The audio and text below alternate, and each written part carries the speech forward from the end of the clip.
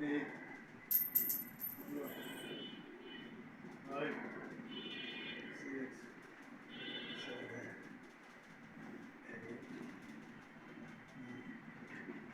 10. নিচে টাচ করা যাবে না, টসও রাখতে হবে 45 ডিগ্রি। তারপরে হাঁটু ব্যায়াম করা যাবে না। এইভাবে যতক্ষণ সম্ভব ডিগ্রির মতো পেটের চর্বি চলে যাবে, নিচে লেয়ার হবে, মাসেল হবে, এটা ঘুরি হবে না কিন্তু।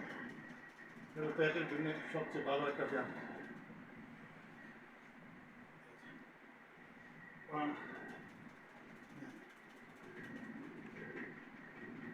আস্তে আস্তে বাড়বে, প্রথম দিন করলে পেট ব্যথা হবে, খাওয়া দাওয়ার সমস্যা হবে। আস্তে আস্তে এগুলো ব্যায়াম করলে, রেগুলার করলে ব্যায়াম